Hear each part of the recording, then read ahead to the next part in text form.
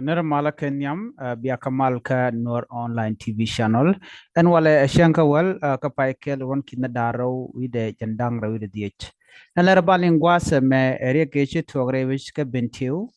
Jerry Gran Bukona lat, K do branch on lat Kajem.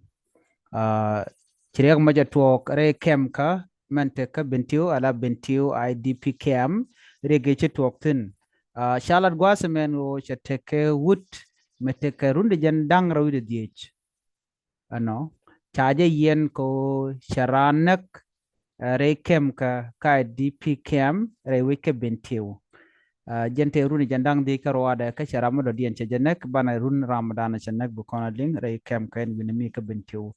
ngai konen wo konguni ki krik de tede la rodian ona ora chalat gwaseme kwajele lat ke shanga bangwan ka pai kel won kinda daru jendang ri diech jena waram kel ka gang member netin kon ki ngwenten kon tin la gang ni re wujen gwasemi jen chaja kep ki chaja yen ko jen she wudo dien ki dol do dien matot mte kuruni jendang ri kel chajanak ka bintiu IDP cam ka chankaro charo jamo chaja kwen wo chaja yena tama Ramadan la kwere rode commander dung police ni rewike bintiu IDP cam matud bot charo jamo chaja la radio chaja lat radio tamazuch kana tin ko kenan go chire ko mocha tuok ka sector 1 block 5 ka shanga diok jen gwade dan e charo jamo chaja kwen ka jen en dol mo mutikurun jandang rode diejo chaja chu yen police ni ko shamede chajanna ka bintiu IDP cam wa amede duo budanen chara ga gwada me charo mo chaja lat ramchal ke but you know wa deputy commander chala do chara mo chaja yen kana tandien ne de konan tika kel ka jan bon geng ne mandan ente re wuchen gwasmi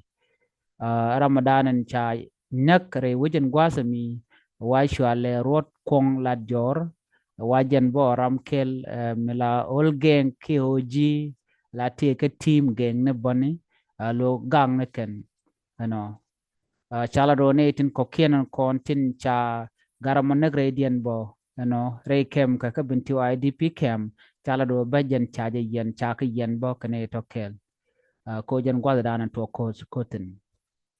awa police na tin tama gor kan do badanan tuwri ko mokaje du no ne te nyen awa ke geng ne kaka gan wari kan di altin tere wajin gwasmi ka bintiu IDP camp de na kula laro kan wari ene buga ta kama do shitkane de koran la ngweni miliu na da jegno kana geng ne ki kane timo ti shoro ka shoot America tin koran nek karodian ke kon me e wai ke oji ni ke geng ni re doaran ke bintiu IDP camp gwad dana tana te ke re camp ka shiken gwinyo dong do bran de ken barar ke jere camp ka ko de ke man ken ba ko dong de ken yan nang rodien ne me jen re ga dan shoda la de re wuchen gwasami dol mete runi jendang ro de dol do dien mete runi jendang ro de kel che jenak re camp ka bintiu IDP camp ki re camp ka mante refugees te ke tenen gwasami na me jere kadan inshallah jene gorno de nywaga yekel gona mat ka gona jeno ban chonkel la nate nas kinete no karodian biata kaman